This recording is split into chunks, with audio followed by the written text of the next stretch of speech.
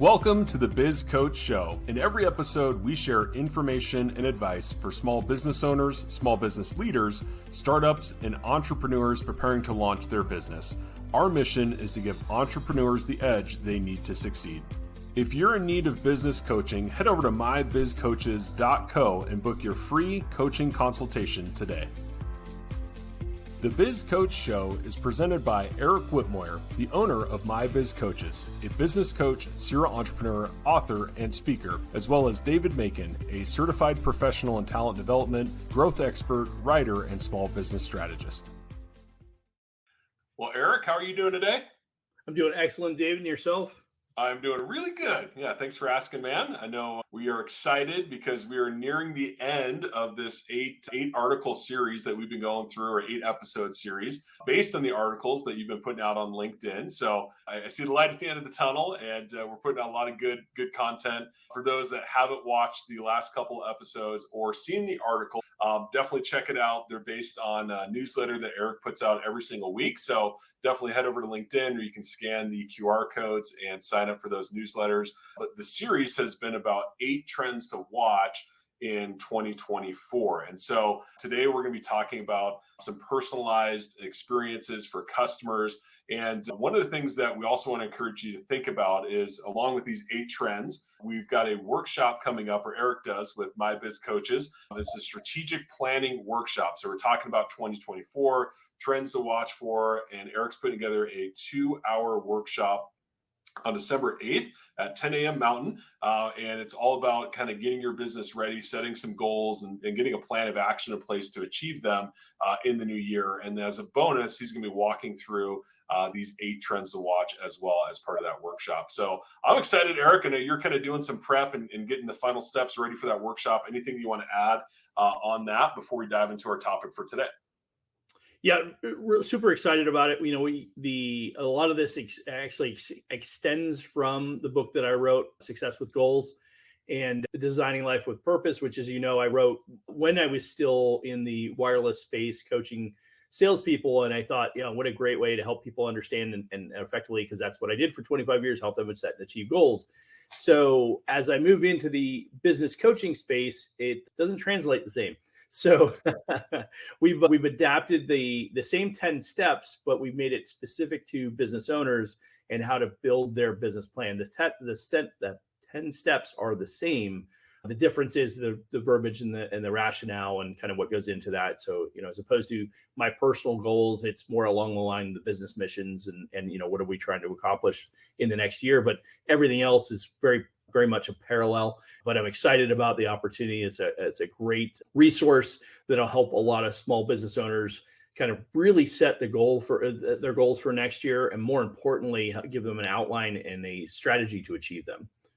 Yeah, awesome, love it. Yeah, and it's free, right? Totally free workshop. So you got nothing to lose. So definitely check it out. We'll share the link again at the end. So if you're interested in learning more, you want to sign up, again, free to our workshop December 8th. So definitely check it out.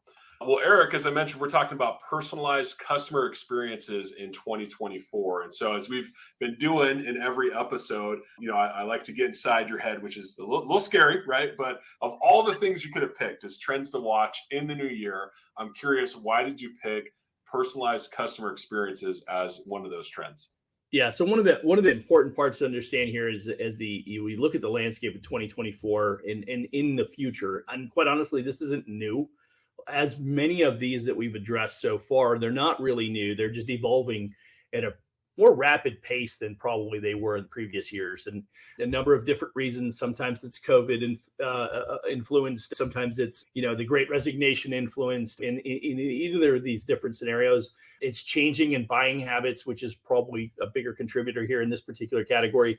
You know, as more and more millennials and Gen Zs become the primary decision makers in purchasing, as opposed to in the past, it's been for many years, at least for the better part of my career, it was baby boomers and Gen X. And now it's transitioned into the millennials and the Gen Zs. And as it has, and I think I missed one of those in there, but as it's moved from the older group to some of the younger groups having a bigger influence on it, one of the things that's really important to them is individuality. And David, you will remember this because when we operated our previous organization, T-Mobile, which was the carrier that we represented, we had a huge, massive push on customization of rate plans and customization of the phones. And, and ironically, that even goes back to the early days of digital wireless. I mean, I remember we had Nokia phones at the time, and Nokia phones came with flashing antennas. Yeah.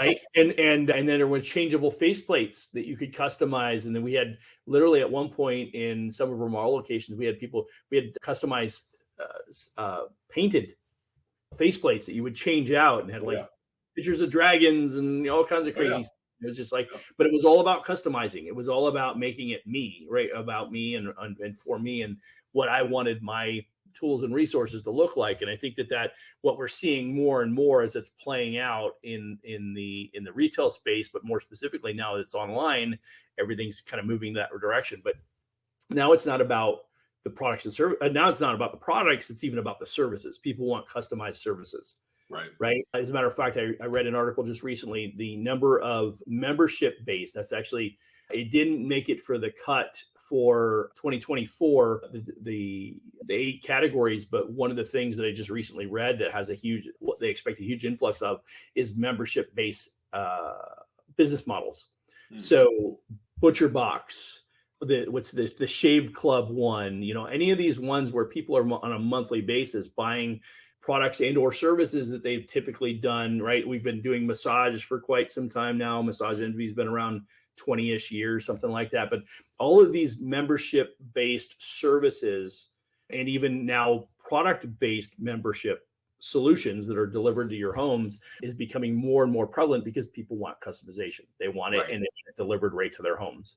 And that's a big factor. And it's playing a pivotal role in what people want and what they would like to see, and more, not just existing businesses, but more specifically startups that are actually starting up straight out of the gate. I can't remember the name of the shave company. Was it Dollar Shave Club? Yeah. Oh, Dollar Shave Club. Yeah. And then I think there was Harry's was another one that I think it was.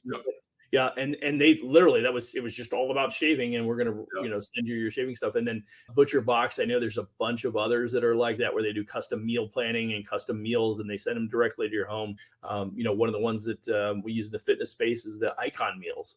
Yeah. And, it's a pre-made, pre-formed, right? There's 20 different meals that I can choose from, but all shipped directly to my home. I don't have to even shop for it. Right. Yeah.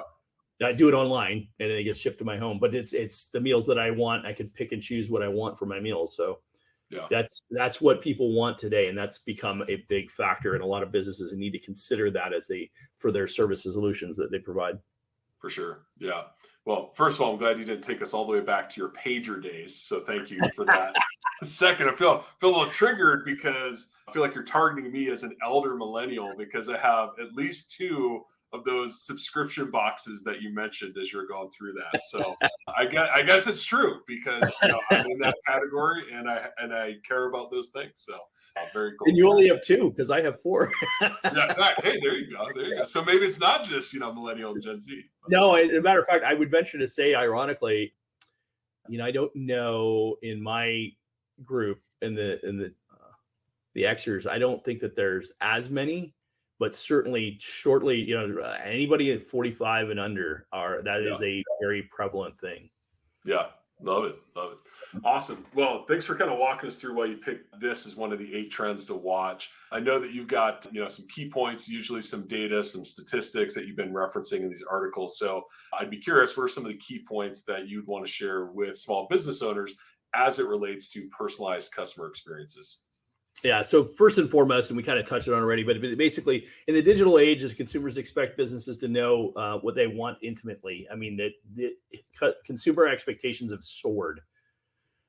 They expect the people that they're buying from to know what they want. And actually, I think honestly, part of this in a sense stems from Steve Jobs and Apple. Going back, what was the quote from his autobiography? they don't know what they want because I haven't told them yet. Something along those lines. That's a paraphrase, but It's the darker side of Steve Jobs right there. yeah. Well, and I share that because I think what's powerful about that from that perspective is we don't know what we want because we don't know what's available yet. Sure. Yeah. Right. I think that's really what what was the underlying concept behind when he shared that message. And I think that's the reality is we didn't realize what was available. I mean, I literally go back to my early days in the wireless space and having had experienced a satellite phone in the military in the early 90s, they recognizing that technology existed even right at that point in time, that barely anybody knew that existed. And this is while we're still hardcore in the middle of the pager age, to your reference. But and at that point we were still selling analog phones in most of the retail locations, that company I worked for.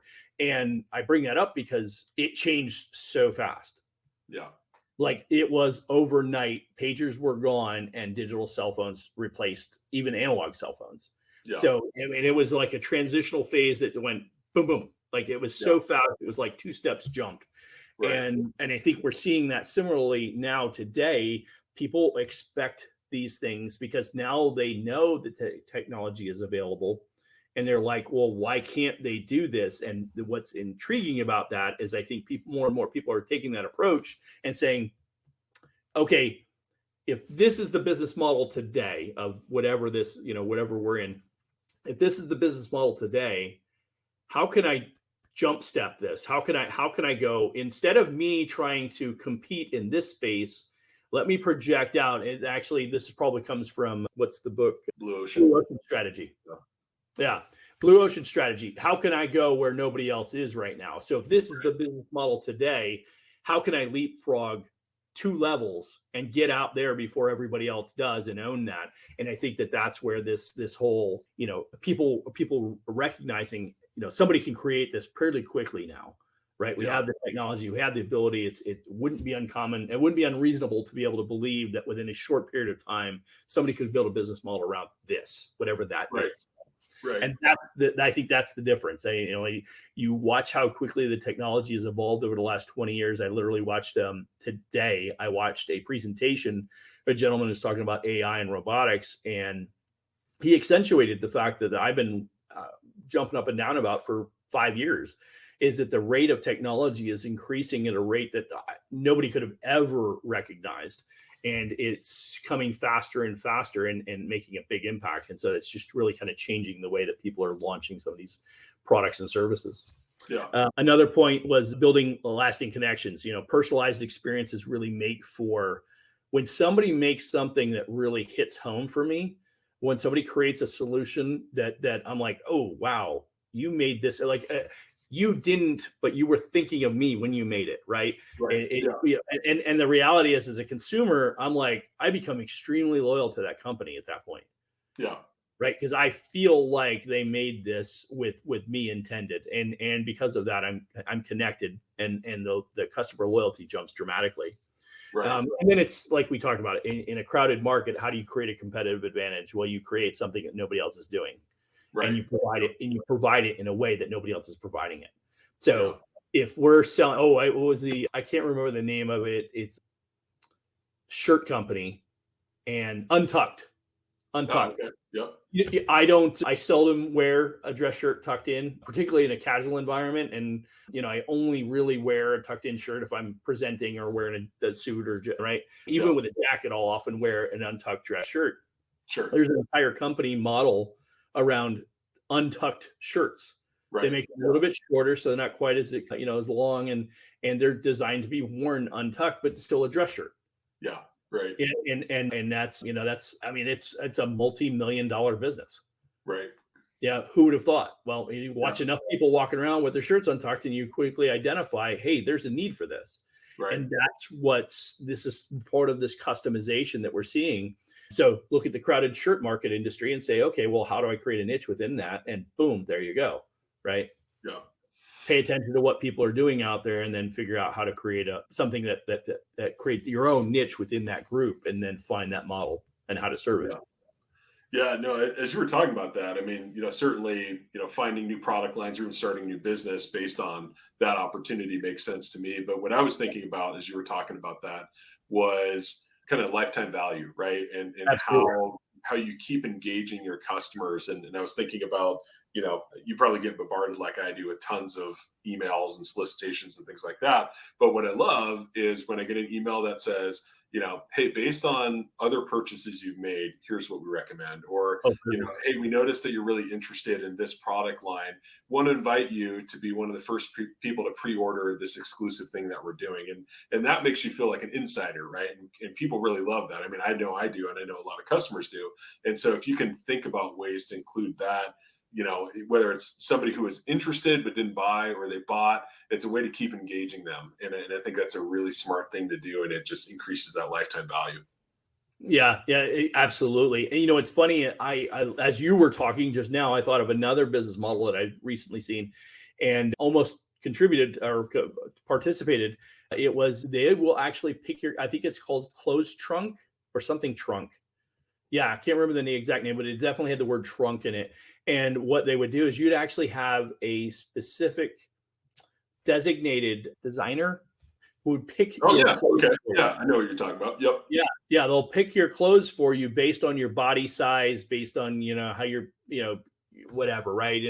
And they look at you and say, okay, well, you know what, this would look really good on you. This would look, and so it's somebody who's got that eye, right? Whatever, but rather than in the 70s, early 70s, 80s, 90s, it was like, here's this model wearing this petite whatever. This is what you need to buy to look like that, right?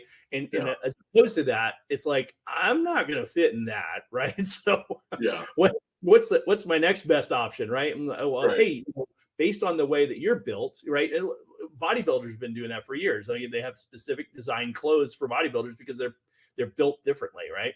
Yeah. So big and tall has been around for eons, right? Preaching to the And choir.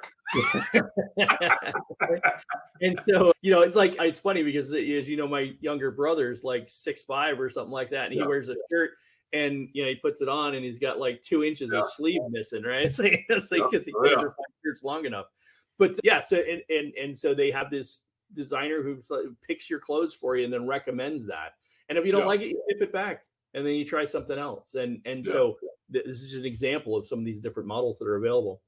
Yeah, so that's kind of the summation of the model itself and the value that it's, more and more people are recognizing it. And I have a series of points that they kind of share with some of the business owners who want to consider. Yeah, absolutely. Yeah, in fact, let's jump to that. So if somebody's, thinking about this and, maybe they're not a butcher company that wants to ship meat, or they're not a clothing company with tailored recommendations, how do they take this concept of personalized customer experiences and tie it into their small business? Right. Well, and you kind of referenced a piece of that already in the sense that you were like, based on your previous purchases, right? So the first thing is to use your customer data wisely. Actually get feedback from your customers. What did you like most about your recent purchase, right? What a great way to, one, know what to sell to your clients, but more importantly, two, to extract from that and then project out and say, what are other things that they might be interested in? Right. And now this requires a whole set of me communicating with my clients and understanding from them what's really valuable and important to them. But by doing so, I can now leverage that data and that information to try and create, again, this extension of my current business model. But data is one of the biggest pieces, right? How do I get that data? And then more importantly, how do I take the data, analyze it, and break it into actual insights that we can execute on? Next one is segmenting your audience. Not all customers are the same, right? Recognizing who's, again, you could look at past history. You could also look at demographics, right? We've been talking about millennial, Gen Z, Gen X, baby boomer. Each of them are going to have different preferences just based on where they're at in their life cycle. We referenced earlier, it's somebody who's, for instance, if somebody who's going through having a baby, right? That for women specifically, right? I'm sure we know there's maternity clothes, right? But how do I buy maternity clothes that still make me look good? That's but yeah. So the idea is recognizing people's life cycles and what's going on in their lives at that time, and then what's something they can incorporate into the business model that affects that person or that impacts that person. right? The customization. Yeah, and just while you're to combine those two thoughts, you're talking about data, but also, I mean, your existing customers, but there's so many advertising opportunities on social media. You can get so Great you know, point. custom with you could people that are interested in a healthy lifestyle and love the color blue and are pregnant. I mean, you could market specifically to that very small subset of people, even in a geographic area where you ship to, right? Same day shipping or whatever, and you can run an ad campaign around that. I mean, it's just a great way to tailor those specific recommendations. Absolutely. The next piece is personalized communication channel. So you kind of touched on it already right now, but it's, where can I find these people? And you just mentioned it, social media, right? I mean, social media is your doorway into that space, right? Like, how do I find those people? And all you need to do is go into any of the social media platforms and go look for groups. And Yeah, you could get the vast majority of all your customer survey type information from just going into these different groups. And there are tons of groups, right? Facebook and LinkedIn specifically, and Instagram as well. But there's lots of groups where these people associate and they share ideas and things that they collaborate on, right? That they're interested in. What a great way to go in there and find out what's important to those people. yeah. I'll be honest here. I hadn't necessarily thought of that, but you're absolutely right, because I'm in like meat smoking groups and stuff like that. Yeah. But I've never thought, tap into those groups for insights into what are pain points or opportunities or what are people excited about. So I think it's genius, man. I'm going to steal that one. If I was going to build a new smoker, the first thing I'd do is join your group. Right. Okay. So what do you like about the smoker? Oh, I use this. What is it? Natural pellets or whatever. I don't even know enough about that stuff. But right. It's like, but Ian, my brother, right? He's like really into that. So all of a sudden you got these people that are really into this stuff, and you find out, what do you like about the one that you currently use, or what do you not like about it? What would be better if, right? And all of a sudden you got all the market insight that you need to go create the better one, right? Yep. Oh yeah, absolutely. The next one is dynamic content creation. That's it's a big one when it comes to services and understanding what people are looking for. But develop dynamic content that adapts to the individual preferences. This could include personalized product recommendations. We've been doing it for years. I mean, you think about when you make wedding gifts and stuff like that, you make personalized Lists. Scotch deals with glasses and stuff like that to match, right? With my glasses, wine glasses for the wedding. We got tons of stuff like that. And then you could make suggestions based on that, and exclusive offers, to your point earlier, exclusive offers based on past interactions. So I noticed you bought this. You're a cigar lover, right? Oh, how are you? Also, do you drink Scotch, right, or brandy, or whatever it might be, and bourbon? I mean, then that might be something that you would be associated with. The next one is implement AI and automation, right? So there's tons of opportunity. We've done numerous shows on AI and how to leverage AI. ChatGPT in and of itself is a huge resource. I've gone from being a neophyte with ChatGPT or around the beginning of the year to maybe I'm borderline intermediate level understanding of it. But I will tell you, it has become my go-to when I am trying to do a bit of research on a new strategy. I'm trying to pull ideas together. When I want to go deep into current research, I use certain resources like Bard, like we've discussed in the past. But ChatGPT is my go-to in many cases, just to get some preliminary data or concepts around an idea, and then I leverage that and then do a little bit deeper research. But it's pretty significant. I mean, that's literally what it is. ChatGPT is an aggregate of all of this information on the internet, all pulled together into one source. So why do I need to do all these Google searches? I can literally just use ChatGPT and it'll give me an aggregate of the majority of that information. And then if I'm comfortable with that, I can go deeper then, right? But that quickly helps me identify the opportunities. And I don't know that enough small business owners are really recognizing the opportunity there.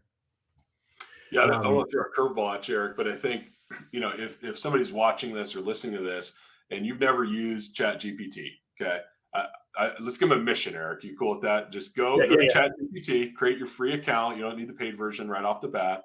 And I want you to and search what are ways I can personalize customer experience in my business doing Perfect. X, Y, and Z? Just do that. If you've never done it, super easy. And then keep asking questions. And before you know it, you'll have 5 or 6 different ways that you can personalize it in your business. So that's your mission. Okay. If you've never done it, go check it out. So sorry, not didn't want to No, throw a excellent. curveball, but I think, yeah, that's a great opportunity right there. That is yeah, and you being the trainer that you are, I would expect nothing less. That was perfect. Right. Yeah. Yeah. But what a great opportunity to demonstrate exactly what we're talking about, the value of that. And so the next one is that it's to empower your customer service. And I think this is a really important one, which interesting. The first time that I mean, obviously being in retail, we were empowered to a certain level, but there was always a limitation that we often struggled with. The further we went in our journey in the wireless space, the further we got into, the closer we got to the carrier relationship, the more power we had, the more ability we had to make an impact and do certain things that, as an independent distributor, we weren't able to do. But what's really interesting is there was I'm totally blanking on his name, 4-hour work week. Oh, Tim Ferriss? Tim Ferriss. Thank you. Tim Ferriss. Yeah. So in his book, one of the things that he talked about building the business that he had, and as a quick synopsis, basically build a business that he was doing, I want to say $20,000 a month or something like that. And this is what led him to be able to live the lifestyle that he had. He created it was with all automations and empowering certain people to take certain roles within the business model that he created. So he white labeled a product. It was a brain product. I think it was it was supposed to make you smarter, whatever, some kind of ingestible product that he took.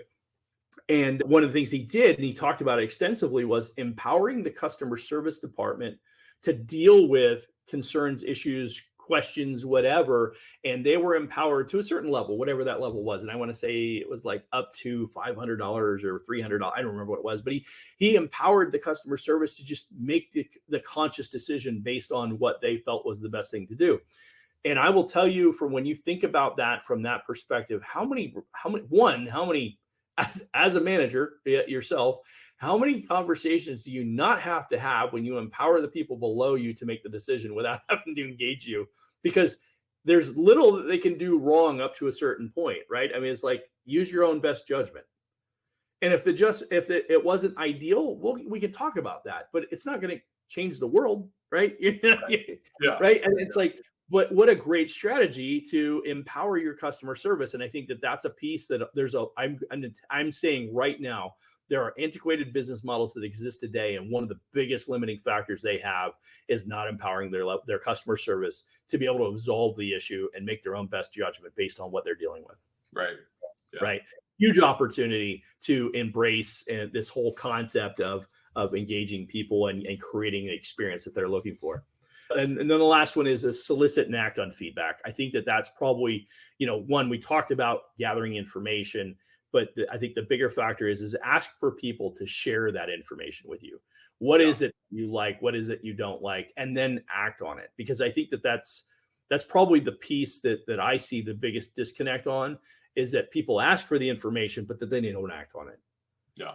Right. And whatever that looks like in your business model, recognizing, okay, let's get the information. That's important. But more importantly, once we've gotten the information, once we've gotten legitimate feedback and we've quantified it, now let's do something about it. Right. Yeah. And we've determined that there's something here that we can improve on, or we could get better results from, or whatever. Let's do something and introduce it, and resolve that challenge expectation, introduce whatever. That the key is to act on the information you get. Yeah, absolutely. Well, as always, Eric, great stuff. Great ways to apply this. And just again, if you're not following along in the series, if you're not getting the articles, make sure you head over, subscribe. It's all on LinkedIn, and you can scan the QR code, or you can just search for Eric or the MyBiz coaches, and make sure you're subscribed to those newsletters. Also, of course, make sure you subscribe to the show, where we're going to be talking about these articles and a whole lot more over the coming weeks and months. So definitely check that out. And just a final reminder, make sure you register for the completely 100% free 2-hour workshop on December 8th at 10 a.m. Mountain Time. It's going to be all about strategic business planning. So making sure you're ready for the new year. And then also Eric will be talking a bit about each of the 8 trends to watch in 2024. So Eric, anything else you want to add before we wrap up? No, I appreciate it, David. I'm excited about the event next week. I think there's a lot of people are going to get a lot of great value from the exercise, from the workshop, and more importantly, we're looking for some success stories. We want to be able to introduce this, roll this out to a number of people. I think it's only been a few days and we already have 35 registrations. So I'm excited that we've already accelerated that. We expect to have maybe a few hundred register. So I'm excited to see how quickly it's already ramping up. But more importantly, what we're hoping for is that everybody who shows up, we get to hear some of the success stories of people that actually took the exercise, went through the workshop for the 2 hours, and then executed on that plan and got results from it. And we're looking forward to seeing and hearing some of those stories. Yeah, absolutely. Well, as always, Eric, great hanging out with you. Thanks for the information and advice, and we'll see you and our audience on the next episode. Thanks, David.